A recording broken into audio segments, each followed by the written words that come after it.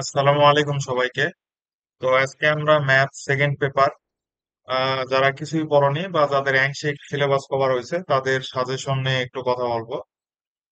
তো আর কয়েকদিন পরে তোমাদের পরীক্ষা, আর 1 মাসের মতো আছে। তো যাদের কিছুই করা হয়নি ম্যাথ সেকেন্ড পেপার, তারা কি করবা? যে এতদিনে কিছুই পড়নি, যে টুকটাক কিছু জানো, তো তারা কি কি করবা? তারা পড়বা হচ্ছে জটিল সংখ্যা। তো কি কি ম্যাথ করবা সেটা আমি দাগাই দিতেছি। আগে বলি যে তারা করবা হচ্ছে জটিল সংখ্যা, বহুপদী এবং বিপরীত ত্রিকোণমিতি। এই তিনটা যদি করো না, তাহলে তুমি তিনটা ম্যাথ কমন পাবা। পাস মার্কটা অন্তত উঠবে। যদি তিনটা করো, পাস মার্কটা অন্তত উঠবে। আর যদি এই তিনটার মধ্যে কোনো একটা করা থাকে বা দুইটা করা থাকে, তাহলে সেট হিসাবে কনিক করতে পারো। ঠিক আছে, কারণ কনিক থেকে সেট বিতে দুইটা কোশ্চেন আসবে। তো এখন কি কি ম্যাথ করবা সেগুলা যদি একটু দাগাই দেই, তাহলে তোমাদের জন্য সুবিধা হবে। তো দেখো কি কি ম্যাথ করবা আমি বলতেছি। যে শুরুতে যদি জটিল সংখ্যার কথা বলি, জটিল সংখ্যা। তো জটিল সংখ্যা থেকে কি কি ম্যাথ করবা? তোমাদের ক নাম্বারে যে ম্যাথ গুলো আসে, ক নাম্বারে এই তোমার মডুলাস বের করতে বলে। কি বের করতে বলে? মডুলাস বের করতে বলে। তো মডুলাস বের করবা, তারপর আর্গুমেন্ট বের করবা। ঠিক আছে, আর্গুমেন্ট ওই দেখবে ম্যাথ গুলো আছে। মডুলাস বের করবা, আর্গুমেন্ট বের করবা, এগুলো হচ্ছে তোমার ক নাম্বারে আসে। ঠিক আছে, তারপরে তোমার খ নাম্বারে আসে এরকম ম্যাথ তোমার বর্গমূল বের করতে বলে। বর্গমূল, বর্গমূল থেকে অনেক ম্যাথ আছে। বর্গমূল থেকে তোমার এমনি ক নাম্বারেও দেয় যদি ছোট বর্গমূল হয়। যেমন যদি আমি একটা উদাহরণ বলি, টোয়াইস আই, এর বর্গমূল বের করতে হবে, এগুলো তোমার ক নাম্বারে দেয়। তারপরে যেগুলো মোস্ট ইম্পর্টেন্ট আর কি জটিল সংখ্যার, যদি কথা না বাড়াই বলি, যে লাস্টের দিকে কিছু ম্যাথ আছে যে ওমেগা দিয়ে। লাস্টের দিকে কিছু ম্যাথ আছে ওমেগা দিয়ে। যেমন তোমাদের প্রমাণ করতে বলবে যে যদি এরকম, যে P omega Q plus P 1/ওমেগা কিউব ইকুয়াল 0 হয়, তাহলে দেখাতে হবে যে twice A equal B plus C, তারপর twice B equal C plus A, twice A equal, sorry, twice A equal B plus A. এই যে ম্যাথ গুলো যেগুলো আছে এগুলো তোমাদের আসে। ঠিক আছে, একবারে দেখবা যে শেষের দিকে ম্যাথ আছে এরকম কিউবের কিছু ম্যাথ আছে। এই ম্যাথ গুলো তোমাদের সবচেয়ে গুরুত্বপূর্ণ আর কি। এগুলা তোমাদের খ নাম্বারে আসবে, ক নাম্বারে আসবে। একবারে শেষের দিকে ক নাম্বারে দেখবা যে মডুলাস আর্গুমেন্ট দিবে, খতে হয়তো বর্গমূল দিবে। আর কতে যাই দেখবা যে এই ম্যাথ গুলো দিবে। শেষের দিকের যে দেখবা পাঁচ, 5 থেকে 6টা টাইপের ম্যাথ আছে, এই ম্যাথ গুলো তোমার ক নাম্বারে আসবে।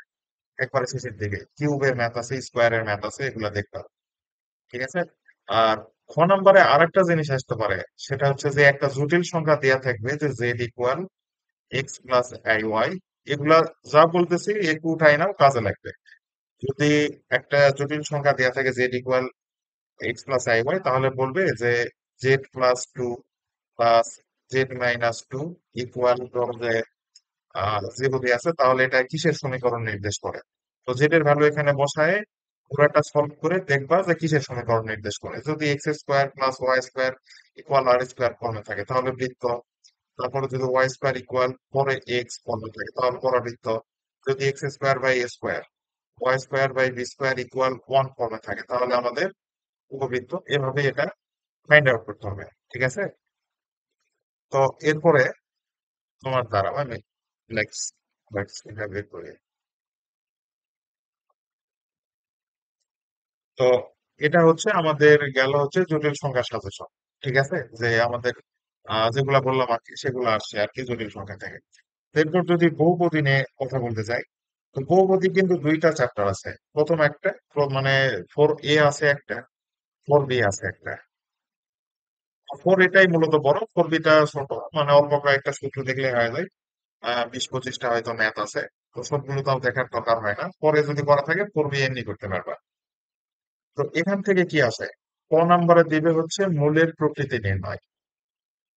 মূলের প্রকৃতি নির্ণয়, যে বি স্কোয়ার মাইনাস 4AC নিশ্চয়ক বের করে, যে জিরোর থেকে বড় হবে নাকি ছোট হবে নাকি সমান হবে, এগুলো দিয়ে মূলের প্রকৃতি কেমন হবে সেগুলো তোমার ক নাম্বারে দেবে। খতে কি দিবে? হতে দিবে তোমার হচ্ছে একটা সমীকরণ বের করতে হবে। সমীকরণ বের করতে হবে। সমীকরণ কিভাবে বের করবা, যে তোমার একটা দিবে যে A X square B X plus C equal zero, এর মূল্য যদি আলফা কমা বিটা হয়, তাহলে হয়তো one plus one by alpha, তারপরে alpha minus one by alpha, এরকম মূল বিশিষ্ট তোমার সমীকরণ বের করো। ঠিক আছে, এগুলা দিবে তোমার খ নাম্বারে, দেখবা বইয়ে অনেক ম্যাথ আছে এই টাইপের। আর গ নম্বরে দিবে, গ নম্বরে কয়েকটা টাইপের ম্যাথ দেয়। একটা দিতে পারে হচ্ছে সাধারণ মূল। সাধারণ মূল থাকলে কি কি হয়, কি কি কন্ডিশন, এই ম্যাথ গুলো বইয়ে আছে। সাধারণ মূলের ম্যাথ গুলো দেয়। তারপরে তোমার ওই যে যে টাইপটা বললাম, এই যে এই টাইপের ম্যাথ গুলো অনেক সময় গ নম্বরে দেয়। আর দেখবা যে একটি মূল অপরটির দ্বিগুণ হলে বা তিন গুণ হলে একটা নতুন সমীকরণ বের করো, সেই ম্যাথ গুলো এখানে দিবে। তো এই মোটামুটি ফোর এ থেকে কোশ্চেন আসে। ঠিক আছে। আর ফোর বি থেকে কি, যে ওখানে দুইটা মূল নিয়ে কাজ করা হয়। ফোর এতে আমাদের দ্বিঘাত সমীকরণ, দুইটা মূল নিয়ে কাজ করি, আর ফোর বি তে তিনটা মূল নিয়ে কাজ করি, শুধু একটা সমীকরণ চেঞ্জ। ঠিক আছে, তাছাড়া সব সেম। আচ্ছা, এখন যদি আমরা বিপরীত ত্রিকোণমিতির কথা বলি, বিপরীত ত্রিকোণমিতি থেকে কি বলবো, সব অল্প কয়েকটা ম্যাথ দেয়া আছে। তো ম্যাথ গুলা যদি প্র্যাকটিস করো, বিপরীত ত্রিকোণমিতি থেকে অল্প কিছু ম্যাথ দেয়া থাকে, একবার অল্প কিছু ম্যাথ দেয়া থাকে, সেগুলো প্র্যাকটিস করবা। তোমার এই যে tan inverse A plus tan inverse B, এই সূত্রের কিছু ম্যাথ থাকে। ঠিক আছে, এগুলো তোমার খ নাম্বারে থাকে। ক নাম্বারে তোমার সাইন ইনভার্স, এই যে cos inverse root over one minus X square হলে এর ভ্যালু কত হবে, এগুলো বের করতে বলে। হ্যাঁ, তো এগুলা করবা, এগুলা ক নাম্বারের জন্য করবা। আর ক নাম্বারের জন্য এই যে tan inverse X tan inverse Y এর ম্যাথ থাকে। আর গ নাম্বার যাদের কিছুই হয়নি তাদের জন্য একটু হয়তো টাফ হবে, কারণ তোমার এই যে থিটার ভ্যালু বের করতে হবে। থিটার ভ্যালু গুলা চেষ্টা করলে পারবা। তোমার এই যে সাইন থিটা ইকুয়াল যদি সাইন আলফা হয়, তাহলে থিটার ভ্যালু কি হবে, N pi plus minus one for N alpha. এই জিনিসগুলো বের করতে হবে। তো এইগুলোর যদি আবার রেঞ্জ দিয়ে যায়, জিরো থেকে বড়, এক্স এর ভ্যালু টোয়াইস পাই থেকে ছোট, তাহলে আরো ঝামেলা। ঠিক আছে, তখন আর একটা শর্ট করে থিটার ভ্যালু গুলো বের করতে হয়। চেষ্টা করো, যদি পারো তাহলে তো ভালো। নাহলে বিপরীত ত্রিকোণমিতিটা এই যে ক নাম্বার এবং খ নাম্বার যেটা বললাম, যে ক নাম্বারে দিলে তোমার এইভাবে ভ্যালু বের করতে বলবে।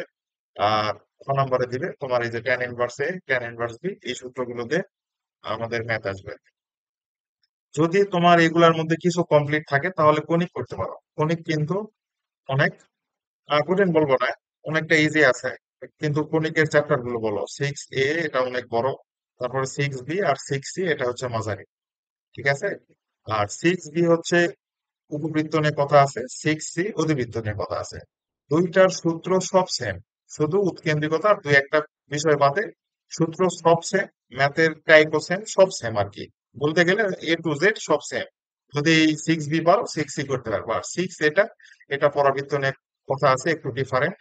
তো এই কণিক নিয়ে কি, কণিকের কি পড়বা, কণিক থেকে পড়বা হচ্ছে, কণিক থেকে পড়বা তোমার এই যে পরাবৃত্তের সমীকরণ বের করবা, পরাবৃত্তের সমীকরণ বের করবা। তারপরে এটা হয়তো খ নাম্বারে দিবে। আর গ নাম্বারে এই যে উপবৃত্ত বা অধিবৃত্ত থেকে একটা প্রশ্ন আসবে। কি প্রশ্ন আসবে, ওই যে সমীকরণ বের করায়, যে উপবৃত্তের সমীকরণ কি, X square by A square plus Y square by B square equal one. আর যদি অধিবৃত্ত হয় সামনে শুধু একটা মাইনাস আসবে, এতটুকু পার্থক্য। হ্যাঁ, তো এগুলা আমাদের এ আর বির ভ্যালু জানা থাকবে না। এ আর বির ভ্যালু জানা থাকবে না, আমাদের বিভিন্ন ইনফরমেশন দেবে, সেগুলা ব্যবহার করে এ আর বির ভ্যালুটা বের করে আমাদের ইকুয়েশনে বসায় উপবৃত্তটার সমীকরণ বের করতে হবে। এটাই হচ্ছে আমাদের গণিত। তাহলে কি আসবে, আমাদের পরাবৃত্তের সমীকরণ বের করতে হবে, উপবৃত্ত এবং অধিবৃত্তের সমীকরণ বের করা জানতে হবে। তো পরাবৃত্তের সমীকরণ বের করার জন্য উপকেন্দ্র দেয়া, উপকেন্দ্র দরকার, নিয়ামক রেখা দরকার।